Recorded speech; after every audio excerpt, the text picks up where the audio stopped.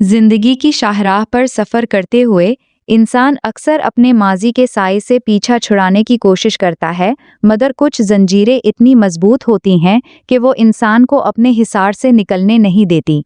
अतिया भी एक ऐसी ही कश्मकश में मुब्तला थीं।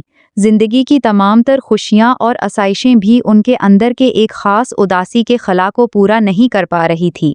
वो अपने शौहर अहमद के सामने इस बात का एतराफ़ करती हैं कि माजी की तल्ख़ यादों और फैसलों ने उन्हें इस तरह जकड़ा हुआ है कि वो चाहकर भी उनसे निजात हासिल नहीं कर सकती।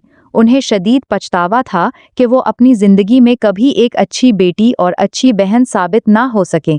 हालांकि वो इस बात पर दिल से शुक्रगुजार थीं कि उन्हें अहमद जैसा मुखलिस शौहर और मुराल जैसी प्यारी बेटी मिली। दूसरी तरफ एक बूढ़ी माँ अपने दिल में औलाद की मुहिम जोइयों और माजी की बगावतों के बावजूद मोहब्बत का वही पुराना जज्बा छुपाए बैठी थी और अपनी औलाद के लिए दूर से ही अमन और सुकून की दुआएं मांग रही थी। अहमद अतिया को दिलासा देते हुए समझाता है कि माजी की जंजीरों को तोड़ना नामुमकिन होता है, बल्कि जिंदगी का असल नाम उन्हीं बोझल यादों के साथ आगे बढ़ने का है। वो अतिया की ख्वाहिश का एहतराम करते हुए उसे उसी पुरानी गली में लेकर आता है जहां से कभी उन्हें इंतहाई रसवाई के साथ निकाल दिया गया था, ताकि वो अपने माजी का सामना कर सकें। इसी दौरान मोहब्बत और सच्चाई के रास्ते पर एक नया मोड़ आता है। अली, जो अपनी हकीकत छुपाकर मुराल के करीब आया था, उसे एक कैफे में काफ़ी पर मिलता है ताकि अपने दिल का सबसे बड़ा बोझ हल्का कर सके। वो शदीद घबराहट के आलम में मुराल के सामने एतराफ़ करता है कि वो जो दिखाई देता है असल में वो नहीं है। जब वो खुलकर बताता है कि वो कोई आम इंसान नहीं बल्कि उनके सबसे बड़े कारोबारी हरीफ खान ग्रुप ऑफ कंपनीज का मालिक अली खान है, तो मुराल का दिल टूट जाता है। उसे लगता है कि अली ने उसकी मासूमियत, उसके अंधे भरोसे और उसके वालिदैन के मुखलिसाना जज्बात का तमाशा बनाया है। वो गुस्से और सदमे की हालत में अली को अपनी नज़रों के सामने से दूर हो जाने का कहती है। अली उसे मनाने की कोशिश में चांद की मिसाल देता है कि चांद की अपनी कोई रोशनी नहीं होती, वो सूरज की रोशनी से चमकता है, मगर फिर भी अंधेरी रातों में तन्हा दिलों का साथी बनकर उन्हें उम्मीद देता है, इसलिए उसकी नीयत पर शक ना किया जाए। दूसरी तरफ अहमद और अतिया समंदर के किनारे एक खूबसूरत शाम गुजार रहे होते हैं, जहां वो अपनी बेटी मुराल की कामयाबियों और उनके लिए खरीदी गई नई गाड़ी पर फख्र कर रहे होते हैं।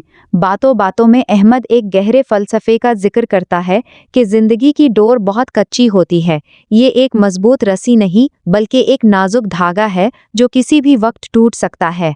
वो अतिया से इल्तिजा करता है कि अगर उन 25 सालों में उससे कोई भी गलती या कोताही हुई हो तो वो उसे दिल से मुआफ़ कर दे। अतिया उसे शर्मिंदा करने से मना करती है, मगर अहमद अपने पूरे दिल से मुआफ़ी का तलबगार होता है।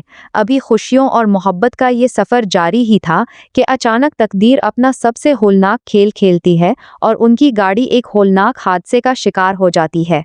अस्पताल के सर्द कॉरिडोर्स में जब मुराल बदहवासी की हालत में पहुंचती है तो उसे मालूम होता है कि उसके वालिदैन ज़िंदगी और मौत की जंग लड़ रहे हैं। कुछ ही देर बाद डॉक्टर्स एक दर्दनाक खबर लाते हैं कि अहमद जख्मों की ताब ना लाते हुए मौके पर ही दम तोड़ चुके थे और तमाम तर कोशिशों के बावजूद उन्हें बचाया नहीं जा सका।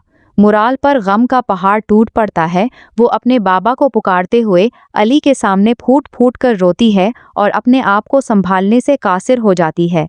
इसी वक्त अली की दादी भी वहां पहुंचती है और जब उन्हें पता चलता है कि जख्मी खातून का नाम अतिया है तो उनके पैरों तले से ज़मीन निकल जाती है, क्योंकि ये नाम उनके माजी के एक ऐसे राज से जुड़ा था जिसका सामना करने के लिए वो तैयार नहीं थीं। डॉक्टर्स मुराल को मशवरा देते हैं कि अतिया को होश तो आ गया है, मगर उनकी नाजुक हालत के पेश नज़र उन्हें अहमद की मौत के बारे में कुछ न बताया जाए। मुराल अपने दिल पर पत्थर रखकर आंसू बहाती हुई अपनी माँ के पास जाती है और झूठ बोलती है कि बाबा बिल्कुल ठीक है और वो सब जल्द घर लौट जाएंगे, मगर अतिया की ममता और अंदर का एहसास शायद हकीकत से वाकिफ हो चुका होता है। کہانی اپنے انجام کی طرف بڑھتے ہوئے علی کی دادی کے محل نما گھر پہنچتی ہے، جہاں وہ اپنے وفادار ملازم ذوالقرنین سے اس حادثے اور مرال کے خاندان کے بارے میں تفتیش کرتی ہیں۔ ذوالقرنین اس بات کی تصدیق کرتا ہے کہ مرال کے والد کا نام احمد علی تھا، جن کا انتقال ہو چکا ہے۔ یہ سن کر دادی کو لگتا ہے کہ ماضی کی جس آگ سے وہ بھاگ رہی تھی وہ اب ان کے بہت قریب آ چکی ہے۔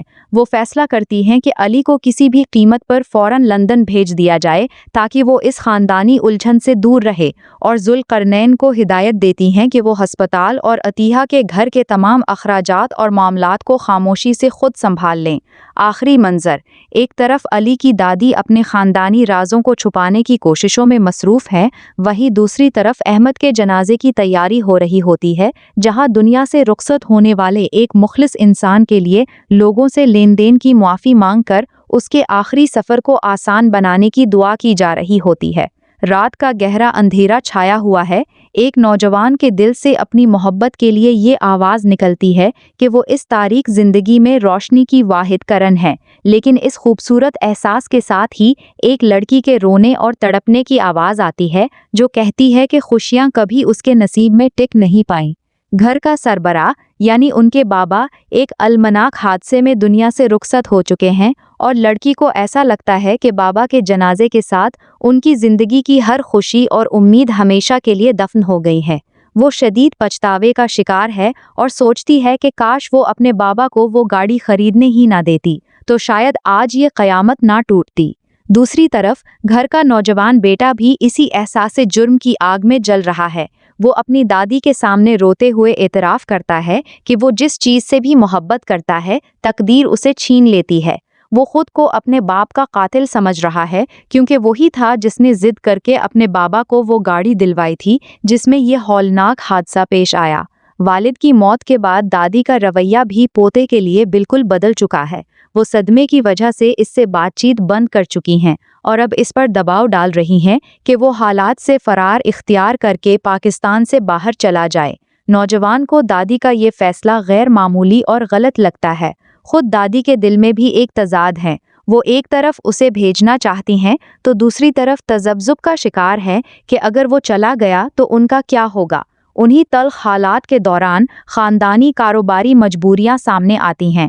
دادی چاہتی ہیں کہ نوجوان ان سب باتوں کو چھوڑ کر لندن کے بزنس ٹور پر روانہ ہو جائے، کیونکہ ان کی نظر میں اس وقت بزنس بچانا سب سے ضروری ہے، لیکن نوجوان کے دل میں اپنی محبت خیال کے لیے تڑپ ہے۔ وہ دادی کے سامنے کھڑا ہو جاتا ہے اور کہتا ہے کہ اس وقت خیال کو اس کی سب سے زیادہ ضرورت ہے۔ وہ اس کی محبت اور زندگی ہے، اور دنیا کا کوئی بھی بزنس یا پیسہ اس کی محبت سے بڑھ کر نہیں ہو سکتا۔